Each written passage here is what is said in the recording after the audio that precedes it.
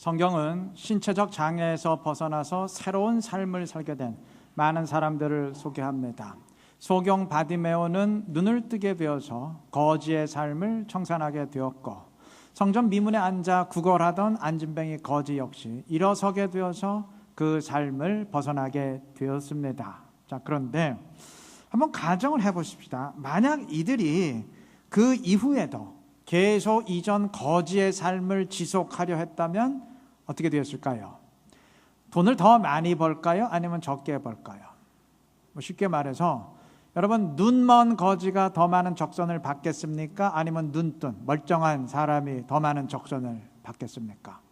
눈먼 거지겠죠. 그러니까 이들이 만약 세상을 이전처럼 살려고 한다면, 변화 없이 그냥 계속 거지로 살려고 한다면 이들은 눈 뜰 필요 없고 일어설 필요 없어요. 그게 더 손해가 돼요.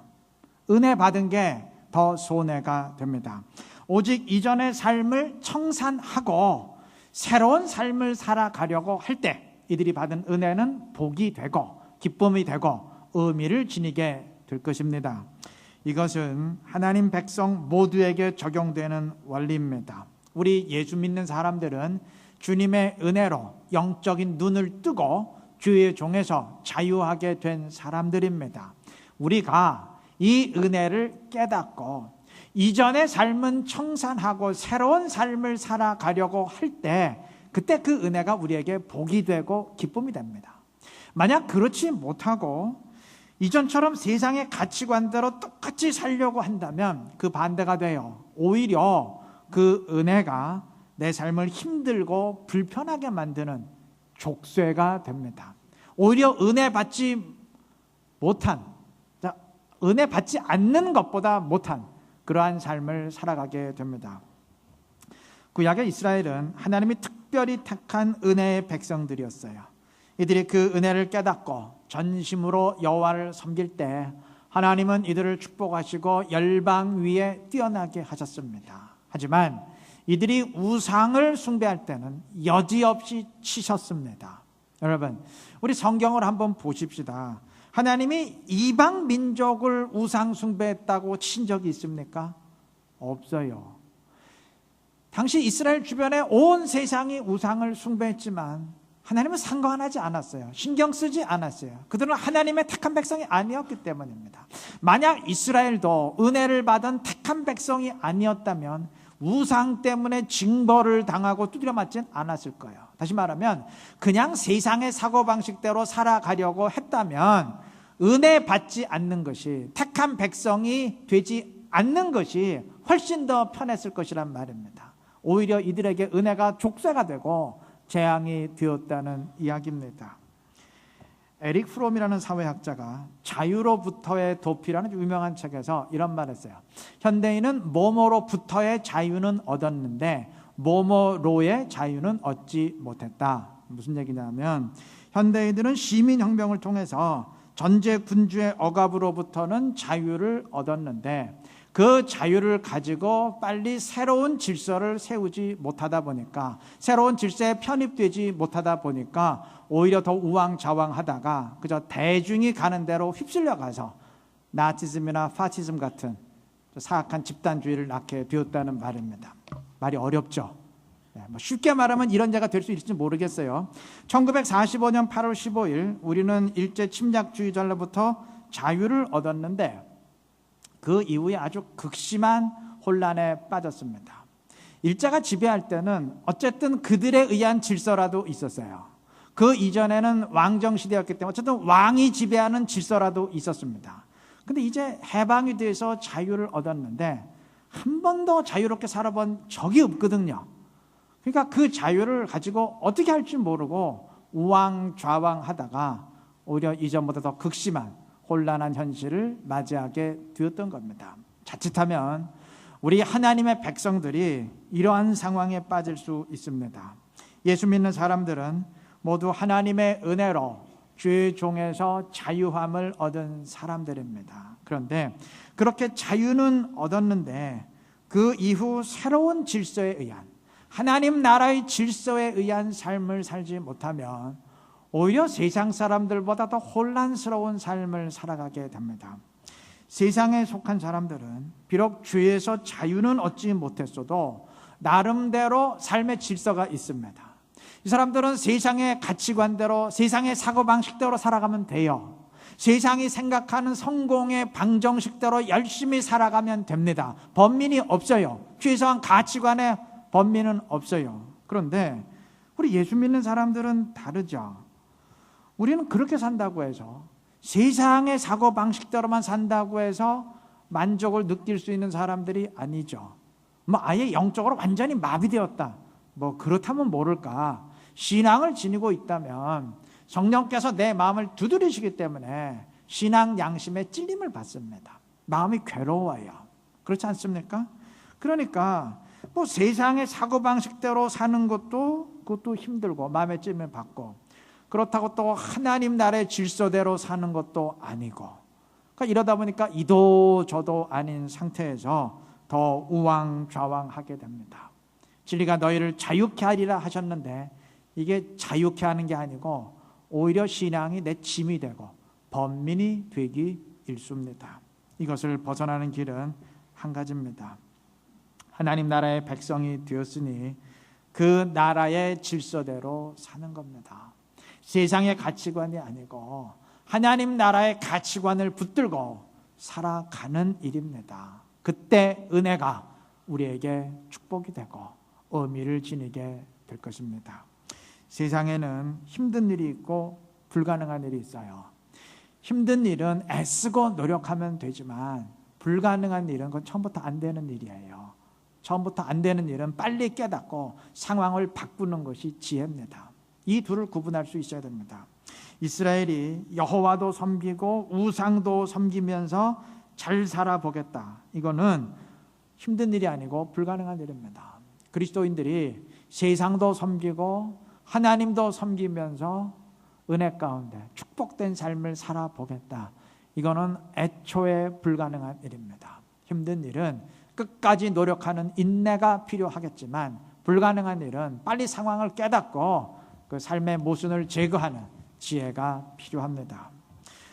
어느 책에 이런 글귀가 있어요. 누군가 제게 이러한 질문을 했습니다. 만약 어떤 아주 무서운 사람이 와서 막대기로 땅에 동그란 원을 그린 다음 원 안에 서 있어도 안 되고 원 밖에 있어도 안 된다고 합니다.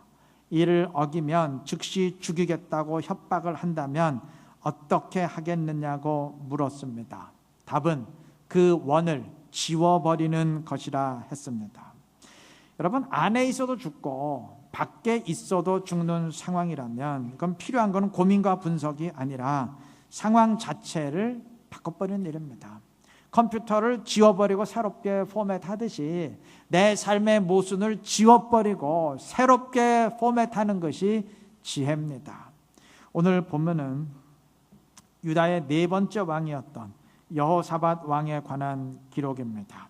본문의 증언처럼 여호사밧은 왕위에 오른 뒤 바알 숭배를 근절시키고 나라의 모든 우상을 제거했습니다. 오늘날에야 정신이 이상하지 않는 한 우상을 숭배할 사람이 없으니까 우상을 제거하는 것이 지극히 당연하게 보이겠지만 그 당시엔 그렇지 않았어요. 당시엔 우상을 숭배하는 게 이상한 게 아니고 그게 정상이었고 다들 그렇게 했으니까 우상을 제거하는 것이 지극히 힘든 결단이었습니다. 이건 백성들과 싸워야 되는 일이었습니다. 열왕기와 역대기에 기록된 왕들의 행적을 보면 우상 숭배에 빠지지 않은 왕들이 거의 없습니다. 그나마 남쪽 유다 왕들 가운데 몇 명 있었을 뿐이고 북이스라엘 왕들은 예외 없이 전부 우상을 섬겼던 사람들입니다. 그들이 전부 바보라서 그랬을 것 같습니까? 나름대로 다 똑똑한 사람들인데도 그랬어요. 그만큼 당시에는 우상을 제거하는 것이 지극히 힘든 결단이었기 때문입니다. 이러한 시대에 여호사밧은 모든 우상을 제거했습니다. 우상의 문제는 이건 고민하고 번민할 문제가 아니고 무조건 결단해야 될 일이라 판단했기 때문입니다. 하나님의 백성이 우상을 숭배하는 것은 이스라엘을 오히려 이방보다도 못한 위치로 떨어뜨리는 것임을 알았기 때문입니다. 그렇죠. 하나님이 우상 숭배했다고 이방은 치지 않지만 이스라엘은 치거든요. 그러나 이방보다 못한 위치로 자기들을 떨어뜨리는 일임을 알았기 때문입니다. 하나님이 택하신 그 은혜가 오히려 재앙이 될 수 있음을 알았기 때문입니다. 그렇기에 그는 이스라엘이 우상을 섬기는 구조적인 모순을 제거하고 나라의 질서를 새롭게 세웠습니다. 하나님은 이러한 여호사밧을 크게 축복하셨습니다. 오늘 여호사밧에 대한 기록을 읽고 있는데 성경 열왕기와 역대기는 여호사밧을 비롯한 이스라엘의 왕들을 한 명씩 소개하면서 그들이 받은 축복과 재앙을 낱낱이 증언했습니다. 이스라엘의 역사를 우리에게 알려주기 위함이 아닙니다. 우리나라 역사도 제대로 모르는데 뭘 남의 나라 역사까지 알려고 하겠어요. 그렇게 증언하신 이유는 축복의 원리를 명심하고 우리 역시 축복된 삶을 이루라는 당부입니다. 다시 말하면 받은 은혜를, 하나님이 베풀어 주신 은혜를 재앙으로 바꾸는 그러한 어리석음에 빠지지 말라는 당부입니다. 우리 모두 이 말씀을 들어야 됩니다. 내 삶에 구조적인 모순이 있다고 판단된다면 빨리 지워버리고 하나님 나라의 질서로 새롭게 편입이 되어야 됩니다. 하나님 나라의 질서를 내 삶에 세워가야 됩니다. 하나님의 백성이 된 이상 그 나라의 법대로 살아야 됩니다. 그렇게 하시길 바랍니다. 그렇게 할 때 받은 은혜가 축복이 되고 하나님의 영광이 우리의 삶을 통해 충만히 드러나는 진실한 주님의 그리스도인들이 될 줄로 믿습니다. 성경은 여호사밧이 어떠한 사람이었는지 한 줄로 정의합니다. 6절의 증언입니다. 그가 전심으로 여호와의 길을 걸어 그랬어요. 이 액센트는 전심으로라는 단어에 있습니다. 그는 여호와를 섬기되 정말 전심으로 섬겼어요. 최선을 다했다는 말입니다. 6절은 최선을 다하는 그의 모습을 소개합니다. 그는 산당까지 제거했습니다. 이것은 당시의 기준으로 정말 최선을 다했다는 얘기예요. 아주 마지막까지 끝장을 냈다는 얘기입니다. 남유다의 왕들 가운데는 마음을 단단히 먹고 우상을 제거했던 사람이 몇 명 있었다 그랬죠. 그런데 그러한 사람들도 산당만큼은 손대지 못하는 경우가 대부분이었어요. 백성들이 산당의 존속을 강력히 원했기 때문에 그 민심의 부담을 느끼고 내가 우상 제거했으면 할 만큼 한 것 아니냐, 그냥 거기에 자족하기가 일쑤였어요. 산당만큼은 넘어서기 힘든 한계로 생각했다는 말입니다. 여호사밧은 그 한계에 도전하고 넘어섰습니다. 여러분, 여호사밧이라 그래서 왜 산당을 제거하는 일이 부담스럽고 껄끄럽지 않았겠습니까? 세상에 어느 군주가 백성들과 싸우는 일을 즐겁게 여기겠습니까? 이건 무리다, 이건 백성들이 들고 일어날 거다, 이런 불안감이 왜 없었겠어요? 그래도 여호사밧은 결단을 내리고 순종했습니다. 그렇게 순종할 때 그의 정권이 흔들린 게 아니고 오히려 나라가 강성해지는 여호와의 복이 임하게 된 것입니다. 여러분, 이런 말이 있어요. 성공하는 사람은 성공하지 못한 사람이 꺼리는 일도 기꺼이 한다. 그렇죠? 당연한 얘기겠죠. 하나님이 주목하는 사람은 남들이 주저하는 한계까지도 기꺼이 부딪혀 보려고 합니다. 나의 한계도 한번 넘어보려고 합니다. 그리고 중요한 것은 바로 그때부터 하나님의 역사가 시작이 됩니다. 여러분, 내가 충분히 할 수 있는 일, 그것만 하려고 하면 하나님도 도와주지 않아요. 도와줄 필요가 없어요. 왜냐하면 내가 할 수 있는 일은 그건 하나님 없어도 할 수 있거든요. 그러니까 하나님이 개입하지 않으세요. 그러나 그 한계를 넘어서려고 할 때, 그때 하나님의 역사가 시작이 됩니다. 저는 이제 교육자를 뽑기 위해서 이제 인터뷰를 할 때, 저희 교회는 교육자를 뽑으면 저만 인터뷰하는 게 아니고 모든 교육자들이 다 들어와서 함께 그 사람을 놓고 인터뷰를 합니다. 근데 제가 항상 두 가지는 물어요. 첫째는 아주 제일 직접적인 질문이죠. 우리 교회가 당신을 뽑아야 되는 이유를 한번 말씀해 보세요. 당신이 담임 목사라면 당신 뽑겠습니까? 그 이유를 한번 말씀해 보십시오. 뭐 교만하게 보여도 좋으니까, 건방지게 보여도 좋으니까 한번 솔직히 다 말해보라고 얘기합니다. 근데 사실 그 누구건 그 질문에 당당하기가 힘들죠. 그거는 달리 말하면 내가 이 정도로 대단한 사람입니다, 내가 이 정도로 대체 불가능한 독보적인 존재입니다, 저 안 뽑으시면 아마 무지하게 후회하실 겁니다, 뭐 이런 식으로 스스로 한번 피력해 보라는 말인데, 뭐 누구건 자신만만하기는 힘들죠. 그래서 저는 다음에 한 가지를 더 물어요. 지금까지 삶을 살면서, 그리고 사역을 하면서 기도의 응답으로, 하나님의 도우심으로 안 되는 일을 뚫어낸 경험이 있습니까? 질문을 합니다. 다시 말하면 나를 가로막은 꽉 막힌다, 이건 안 되는 일이다 하는 한계를 하나님의 도우심으로 넘어본 경험이 있느냐는 질문입니다. 여러분, 사람에겐 다 자기가 생각하는 한계가 있습니다. 영적으로도 마찬가지예요. 사역자라면 다 열매를 원하고 부흥을 원합니다. 그래서 열심히 발버둥 치는데 잘 안 돼요. 여기까지인가 보다 체념하게 됩니다. 어떤 사람은 설교의 능력이 부족한데 열심히 노력해도 별 성장이 없어요. 난 안 되는가 보다 포기하기 쉽습니다. 어떤 사람은 전도의 일꾼이 되고 싶은데 열매가 없어요. 그렇지, 전도는 아무나 하는 게 아닌가 보다, 그것도 은사인가 보다 포기하게 됩니다. 성령의 은사를 사모하는데 아무런 은사도 주시지 않아요. 나는 안 주시는가 보다 포기하게 됩니다. 사람을 설득하는 기술을 갖추고 싶은데 잘 안 돼요. 난 안 되는가 보다 체념하게 됩니다. 그런데 어떤 사람은 기도하면서 끝까지 부딪힙니다. 정말 끝까지 부딪힙니다. 그러면서 어느 순간 나를 묶고 있던 그 결박의 줄이 하나님의 손에 의해서 풀어졌음을 발견하게 됩니다. 이미 어느 순간 그 벽을 넘어선 자신을 발견하게 됩니다. 그래서 하나님을 찬양하게 됩니다. 제 생각엔 그래요. 사역자라면, 최소한 목회자라면 작은 일이건 큰 일이건 그러한 경험이 반드시 있어야 됩니다. 그리고 그것이 단지 과거 어느 순간의 추억이 아니고 오늘 현재의 삶에서도 어떤 일을 뚫어내기 위해 부딪히고 있어야 됩니다. 고기도 먹어본 놈이 먹는다고 벽을 뚫어본 사람이 더 큰 장벽도 뚫어요. 하나님의 도우심을 체험해 본 사람이 또 체험합니다. 하나님의 능력을 경험한 사람이 또 경험하게 됩니다. 반드시 그래요. 만약 그게 아니라면 제 생각엔 빨리 그만두는 게 좋습니다. 여러분, 비단 사역자뿐이겠어요? 우리 모두가 그러해야 됩니다.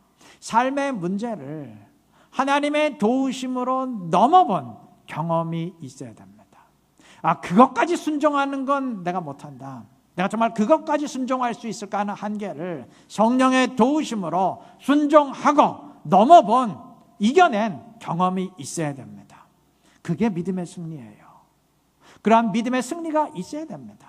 남들이 말하는 믿음의 승리가 아니고, 그저 내가 개념적으로 믿음의 승리를 믿는 그 추상적인 개념이 아니고, 정말 믿음의 승리를 내 것으로 만들어본, 나의 하나님으로 만들어본 경험이 있어야 됩니다. 그게 살아있는 신앙이에요. 예전에 무릎팍도사라는 TV 프로그램이 있었죠. 그 프로그램에 한국이 나온 세계적인 발레리나인 강수진 씨가 출연한 적이 있었습니다. 저는 그 프로 보지 못했어요. 근데 어느 책에 소개된 일화를 이제 말씀드리는 겁니다. 그때 강호동 씨가 그분에게 물었습니다. 예전에 젊었던 시절로 돌아가고 싶지 않으세요? 그랬더니 그분이 한치의 망설임도 없이 답변했습니다. 아니요. 아주 딱 잘라서 아니요. 근데 그 이유가 아까워서라고 합니다. 뭐가 아까우냐?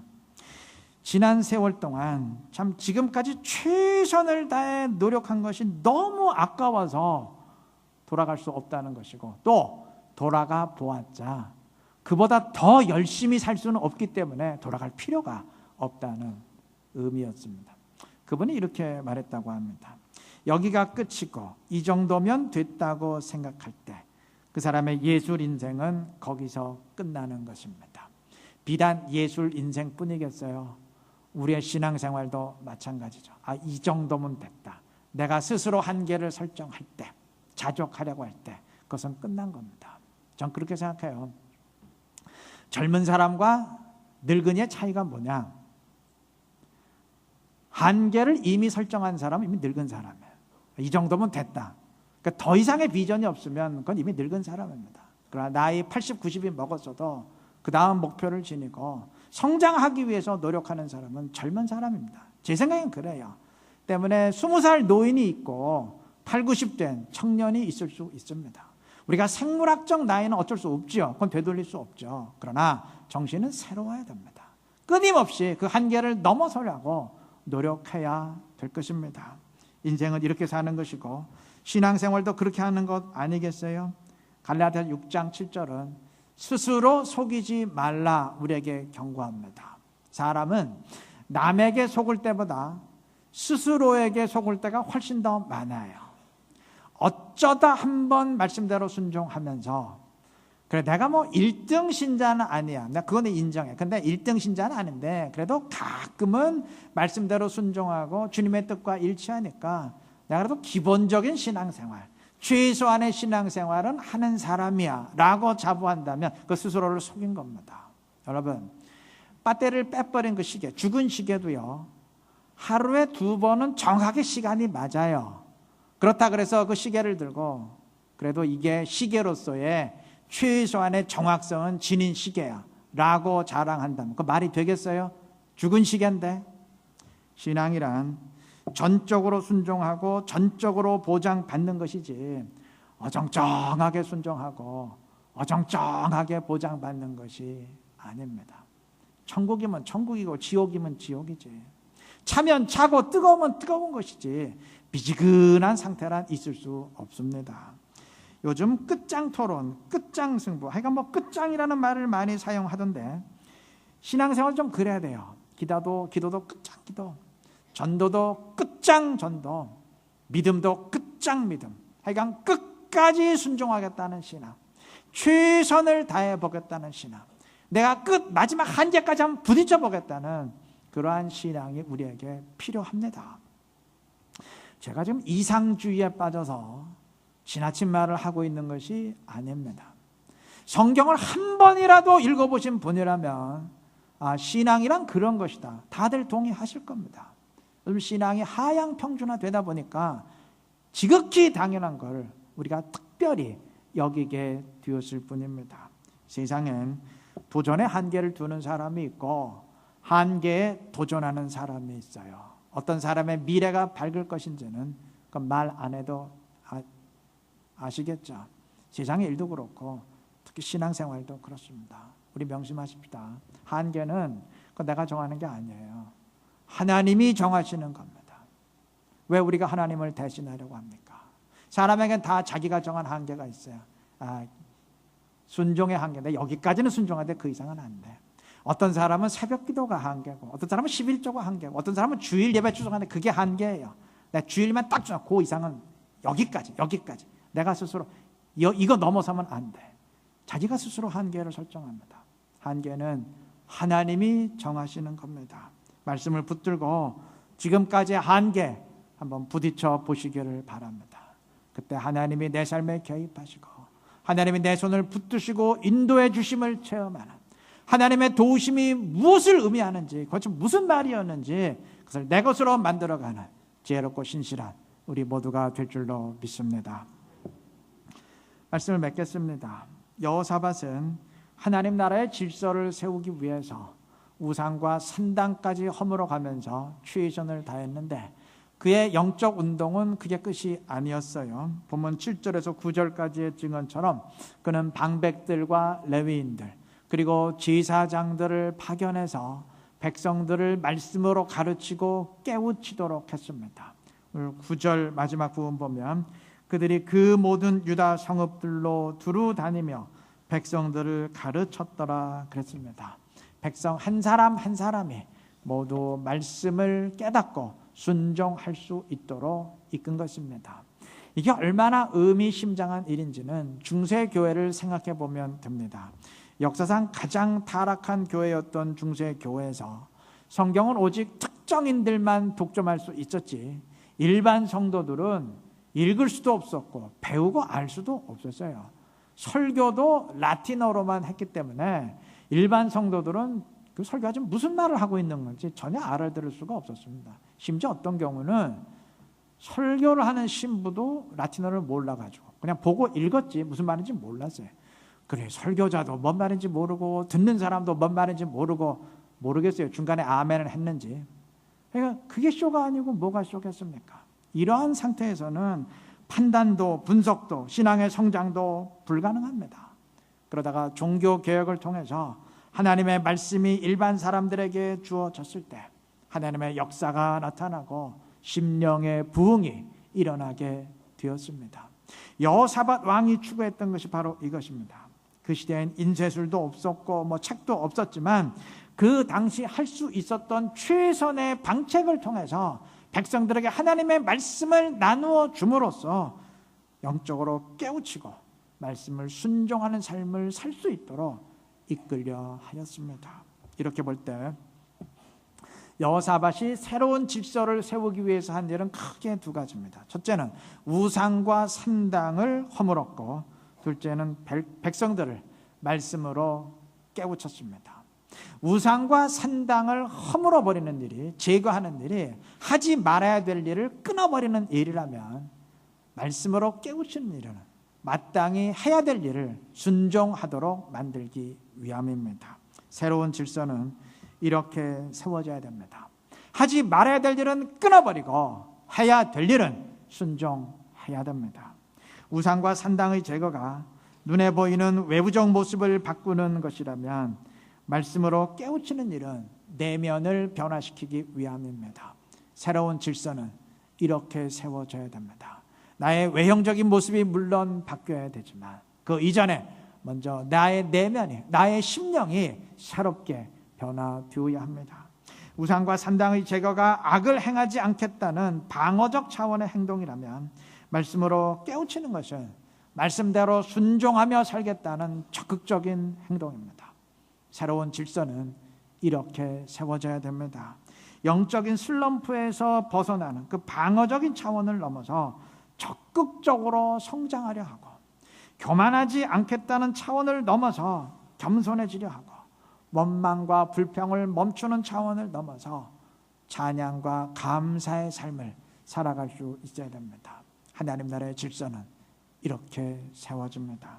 오늘 말씀의 제목이 새로운 질서입니다. 하나님 나라의 백성이 되었으니 우리 모두 그 나라의 질서대로 새로운 질서에 편입되어서 살아가시기를 바랍니다. 서두에 말씀드렸지만 예수 믿는 사람들이 새로운 질서대로 살아가지 못하면 오히려 세상 사람만 못한 그러한 혼란의 삶을 살아가게 됩니다. 이것도 아니고 저것도 아닌 어중간한 어정쩡한 삶을 살아가게 됩니다. 은혜가 오히려 족쇄가 되고 재앙이 됩니다. 오히려 예수 안 믿는 것만 못한 삶을 살아가게 됩니다. 왜 그래야 됩니까? 왜 은혜를 족쇄로 만들고 재앙으로 만들어야 됩니까? 왜 복을 재앙으로 만들어야 됩니까? 우리 지혜로운 그리스도인들 되십시다. 하나님 나라의 백성이 되었으니 이젠 그 나라의 질서대로 살아갈 수 있기를 바랍니다. 이전의 삶은 청산해버리고 새로운 삶을 말씀의 가치관을 지니고 살아갈 수 있기를 바랍니다. 그래서 은혜를 재앙으로 바꾸는 어리석은 자들이 아니라 은혜를 은혜되게 하고 은혜를 축복되게 하는 지혜롭고 신실한 이루는 교회 모든 성도님들 되시기를 그리스도의 이름으로 축원합니다.